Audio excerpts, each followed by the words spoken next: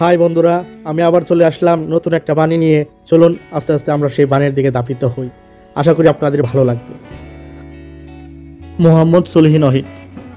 সত্য বলা, সত্য দেখা, সত্য শোনা অত্যন্ত সহজ, কিন্তু কঠিন হচ্ছে আলোকলতার মতো সঁপে দেওয়া, চাতকের মতো বেঁচে থাকা। কঠিন হচ্ছে সত্যকে ধারণ করা, সত্যের প্রতি প্রতিষ্ঠিত থাকা। আমরা এই বাণীর একটা ব্যাখ্যা দেওয়ার চেষ্টা করব। আপনি আপনার মতো করে আমাদেরকে একটা ব্যাখ্যা দেবেন। আশা করি আমাদের কমেন্ট বক্সে আপনি অংশগ্রহণ করবেন। ধন্যবাদ সকলকে। সলিহিন ওয়াহিদের কবিতা বিশ্লেষণ। কবিতার মূল বিষয়। মোহাম্মদ সলিহিন ওয়াহিদের এই কবিতায় সত্যের গুরুত্ব ও এর প্রতি মানুষের দ্বন্দ্বকে খুবই সুন্দরভাবে তুলে ধরা হয়েছে। কবি সত্যকে আলোক, লতা ও চাতকের সাথে তুলনা করেছেন, যা সত্যের সৌন্দর্য ও পাওয়া কঠিন হওয়ার দিকটিকে সুন্দরভাবে ব্যাখ্যা করে। সত্য, আলোক, লতা ও চাতক। কবি সত্যকে আলোক লতার মতো সুন্দর ও মনোরম বলেছেন, আবার চাতকের মতো সত্যের জন্য মানুষকে অধীর হয়ে অপেক্ষা করতে হয়। এই দুটি উপমা সত্যের গুরুত্ব ও পাওয়ার কঠিনতাকে সুন্দরভাবে তুলে ধরে। সত্য ধারণ করা।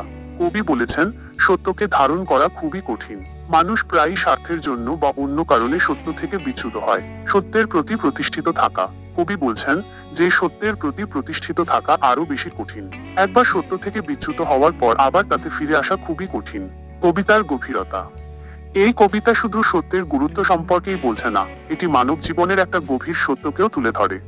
মানুষ প্রায়ই সত্য থেকে বিচ্যুত হয়ে ভুল পথে চলে যায়, কিন্তু সত্যের আলো সবসময় আমাদেরকে সঠিক পথ দেখায়। কবিতার ভাষা ও শৈলী। কবি খুবই সহজ ও সরল ভাষায় এই কবিতাটি লিখেছেন, তবে ভাষার সরলতার মধ্যেও কবিতার ভাব গভীরতা লক্ষণীয়।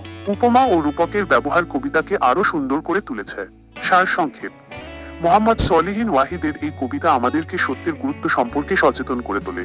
কবি আমাদেরকে সত্যের পথে চলার জন্য অনুপ্রাণিত করছেন।